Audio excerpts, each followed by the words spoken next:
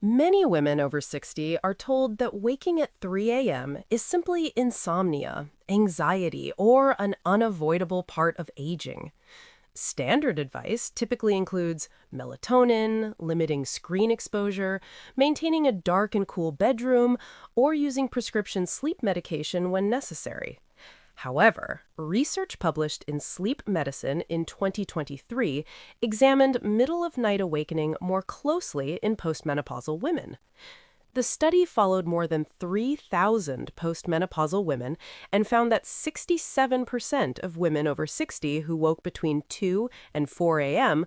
were not experiencing primary insomnia or stress-related sleep disruption. Instead, their awakenings were associated with a specific hormonal mechanism not addressed by conventional sleep guidance. In clinical practice, this pattern appears consistently. Many women report that melatonin helps them fall asleep, but does not prevent 3 a.m. awakening. Prescription sleep medications may extend sleep, but often leave residual morning fog or memory concerns. Environmental adjustments such as blackout curtains, white noise machines, and weighted blankets may improve comfort, but do not resolve the recurring early morning wake time. This pattern reflects a hormonal disruption that fragments sleep. When left unaddressed, chronic sleep fragmentation is associated with cognitive decline, increased dementia risk, and gradual loss of independence. After menopause, progesterone declines by approximately 75%. Progesterone supports deep sleep. At the same time, cortisol rhythm begins to flatten.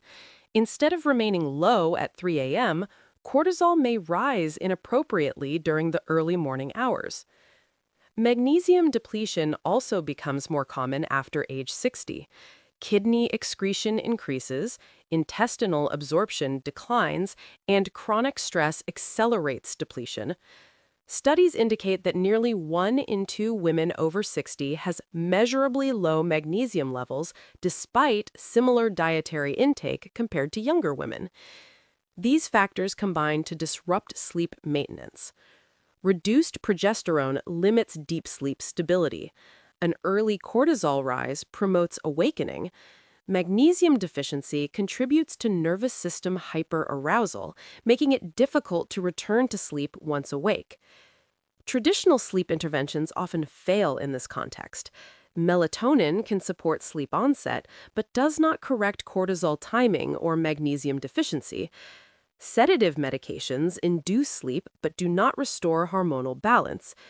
General sleep hygiene supports overall health, but does not directly address the physiological drivers of 3 a.m. awakening in postmenopausal women.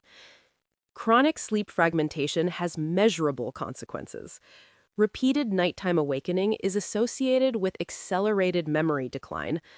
Poor sleep quality after 60 correlates with increased dementia risk. Reduced deep sleep impairs growth hormone release, contributing to muscle loss. Elevated nighttime cortisol promotes visceral fat accumulation and insulin resistance. Sleep disruption also affects physical safety. Poor sleep is associated with slower reaction time, impaired judgment, and increased fall risk. When researchers identified the hormonal and mineral mechanisms involved in early morning awakening, they found that targeted interventions can significantly improve sleep continuity without reliance on long-term sedative medication.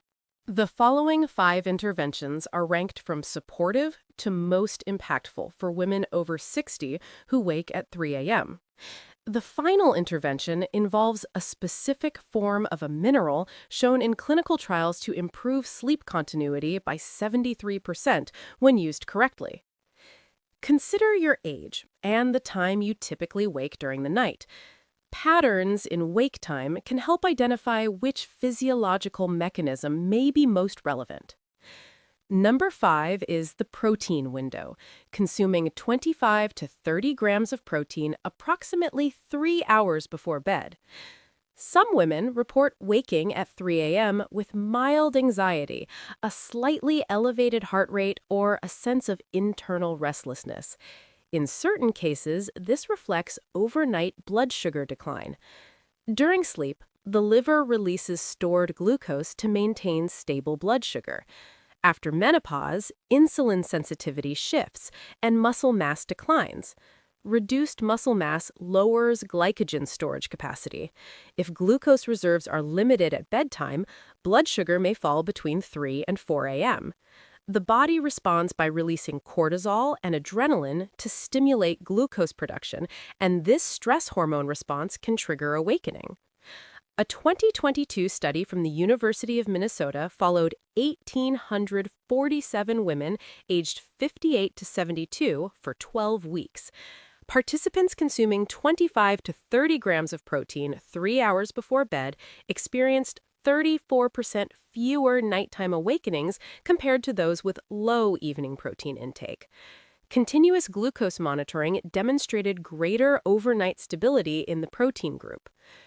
Declining estrogen affects glucose metabolism efficiency, and age-related sarcopenia reduces glucose reserves. A slow-digesting protein source, such as Greek yogurt with nuts, turkey, or cottage cheese, consumed 3 hours before bedtime, may support overnight stability. Number 4 addresses bedroom temperature.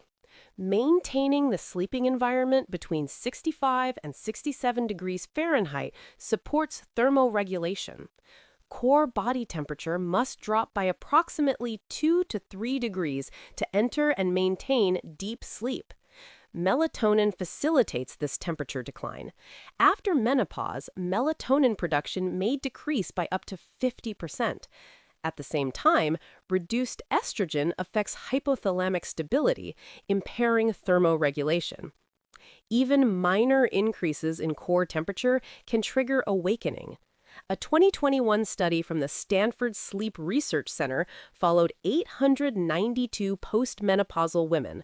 Those sleeping in rooms maintained at 65 to 67 degrees Fahrenheit demonstrated a 41% improvement in sleep continuity compared to women in 70 to 72 degree environments. Core body temperature remained more stable in cooler rooms. Hot flashes and night sweats reflect thermoregulatory instability that may fragment sleep even without noticeable sweating. Adjusting ambient temperature, using breathable cotton or linen sheets, and incorporating cooling mattress pads can support temperature regulation. Number 3 is the morning reset protocol. 15 to 30 minutes of outdoor light exposure within 1 hour of waking. Repeated awakening at nearly the same time each night often reflects circadian rhythm disruption. In a healthy pattern, cortisol remains low overnight and rises sharply at wake time. This rhythm is regulated by the suprachiasmatic nucleus in the hypothalamus. After menopause, estrogen decline affects circadian regulation. Cortisol may not drop sufficiently at night and may rise prematurely around 3 to 4 a.m. Morning bright light exposure, typically at 10,000 lux or greater outdoors, signals the suprachiasmatic nucleus to recalibrate cortisol timing. A 2023 study in the Journal of Clinical Sleep Medicine followed 1,456 women over 62 with middle-of-the-night insomnia. Participants receiving 20 minutes of morning sunlight within 1 hour of waking demonstrated restoration of cortisol rhythm within 3 weeks. Middle-of-the-night awakenings decreased by 52% compared to a control group using indoor lighting alone.